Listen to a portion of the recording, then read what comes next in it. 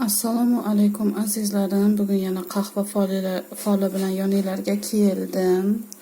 Bu folga kirgan juda ham ko'p insonlarimiz yaqin kunlar, yaqin oylar ichkarisida deydi, juda ko'p og'ir vaziyatlardan, qiyinchiliklardan o'tayotgan bo'lishi mumkin, lekin xavotirga hojat yo'q. Eng uzog'i 2 haftalarda bu yerda ikkili nima beryapti?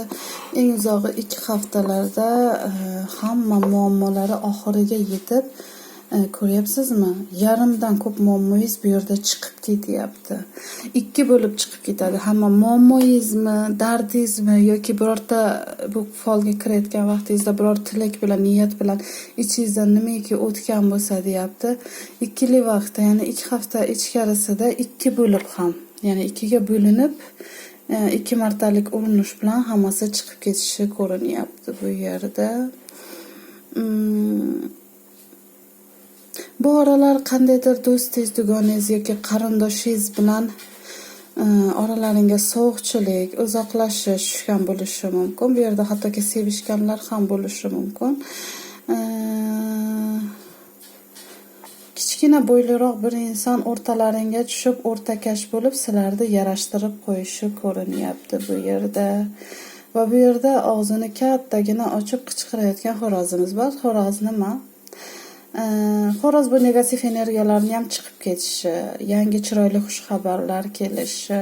Qichqirayotgan paytda 3 tarafga yoyilib ketyapti bu yerda ovozi. 3 tarafga 3 joydan xush xabar yoki 3 ta tilagingizni amalga oshishi, energiyalaringizni tozalanishi, umuman juda ham chiroyli bir nimalar bor. Va bu folga kirgan insonlarimiz, qarang, Aloudinda sehrli chirog'i ham chiqqan, ustida esa Alloh so'zi turibdi.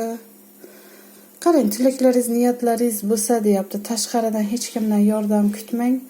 Faqatgina yaratuvchimizga yukining, yaratuvchimizga sig'ining, yaratuvchimizga yiqining va so'rang. Nimaiki so'rasangiz hammasi amalga oshishi ko'rinyapti bu yerda. Bu yerda qandaydir ko'pchilik bor. Bu balki to'ydir, marosimdir, gapdir, gashtakdir. Shu marosimda yangi oy tug'ilyapti. Balki shu marosimda yolg'iz insonlar juftini uchratadi.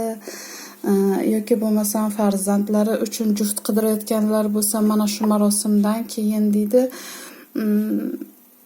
tanishuv, ya'ni 2 insonning birlashuvi mana shu marosim o'rtasidagi insonlari o'zaro bir-biriga tanishtirishi, gaplashishi, tavsiya qilishi orqali bo'lishi ko'rinyapti bu yerda.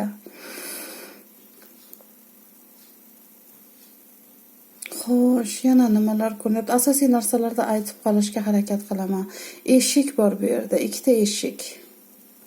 Ikkisi ham hozircha yopiq turibdi, lekin tez orada bu eshiklar siz uchun ochiladi deydi. Qandaydir 2 ta yo'lingiz bordir, 2 joyga borib kelmoqchidirsiz yoki 2 ta katta maqsadingiz bordir.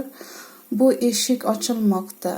Tayyor turing. U eshikning orqasi oydin turibdi. Chiroyli surprizlarga tayyor bo'lib turishingiz kerak. Qarang, bu yerda bir ayol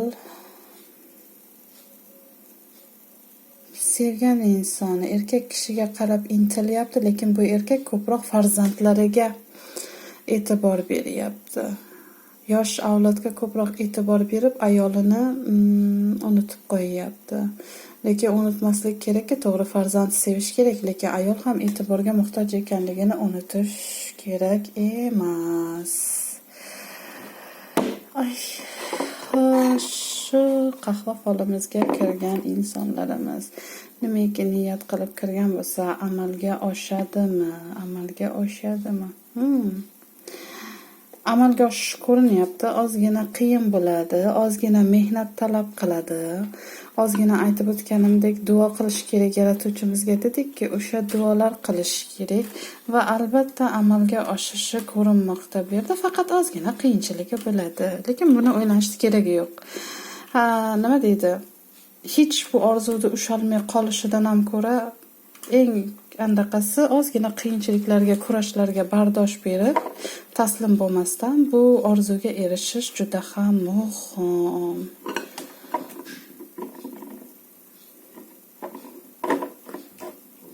Bu yerda doimo sizni duo qilib turgan qandaydir ayol bor ekanligi ko'rinyapti. Bu folga kirgan insonlarimiz duogo'y bir ayol bor deydi. Shu inson doimo duo qilib turibdi.